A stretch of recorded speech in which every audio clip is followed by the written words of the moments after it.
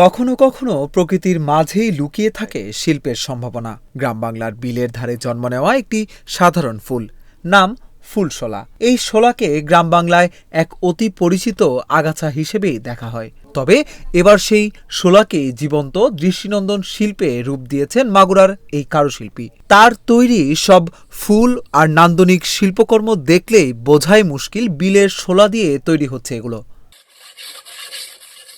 মাগুরা জেলার শালিখা উপজেলার ৫ নম্বর শালিখা ইউনিয়নের শতপড়া গ্রাম।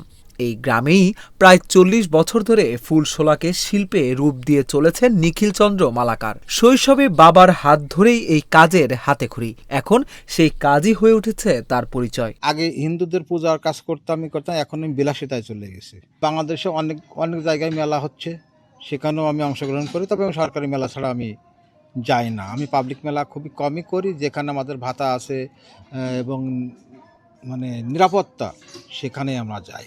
আমি এই শোলা, এইটা আছে বিলে হয়, খাল বিলে হয় শোলা। এই এই এই শোলার থেকে বিভিন্ন রকম, এই যে কদম ফুল, বিভিন্ন রকম ফুল তৈরি করি আমি। আজ আমার বয়স ৫৪ বছর, আমি করি ৪০ বছরের কাজ। এই কর্ম করেই আমি জীবিকা চালাই। ৩ ধরনের শোলার মধ্যে ভাত শোলা সবচেয়ে উপযোগী বলে জানান নিখিল। এই শোলা দিয়ে তৈরি ফুল হয় টেকসই আর দেখতে হয় সবচেয়ে বেশি প্রাণবন্ত।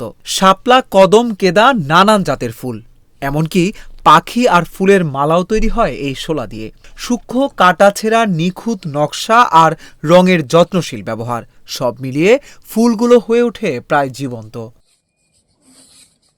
বিয়ের পর স্বামীর কাছ থেকে শোলার তৈরি শিল্পের কাজ শিখে এখন সমানতালে কারো শিল্প তৈরি করতে পারেন বলে জানান নিখিলের স্ত্রী। থেকে আমার স্বামীর বাড়ির থেকে কাজগুলো শিখছি আজ ২৫ বছর। তা আমি পাশাপাশি তার কাছ থেকে তার হাতের কাজ করি এবং পাশাপাশি ফুল বানানো শিখে গেছি। তাই এটা মোটামুটি করতে আমরা ভালোই লাগে, আর এটা করে আমার এই জীবিকা নির্বাহ করে আসছে এইভাবেই। ২ মেয়ে ও ১ ছেলে নিয়ে নিখিল চন্দ্র মালাকারের সংসার। পরিবারের দায়িত্ব আর শিল্পচর্চা দুটোকেই সমান গুরুত্ব দেন তিনি। তার কাছে এই শিল্প শুধু আয়ের উৎস নয়, এটি গ্রামীণ ঐতিহ্য বাঁচিয়ে রাখার এক প্রচেষ্টা। আমি পড়ালেখার পাশাপাশি বাবার এই কাজকর্মে সাহায্য করি, কাজ টাজ করি, আর আমি আমার বাবার কাজকে সবসময় শ্রদ্ধা করি।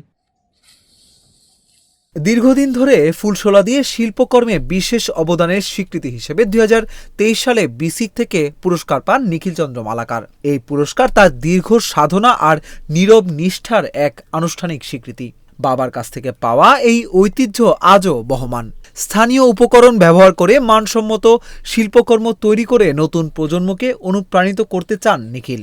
তার বিশ্বাস, যত্ন আর পরিচর্যায় গ্রামীণ কারুশিল্প শুধু টিকেই থাকবে না, বরং নতুন পরিচয়ে আরও এগিয়ে যাবে। অভিষেক তরফদার, অঞ্জন, ইন্ডিপেন্ডেন্ট ডিজিটাল।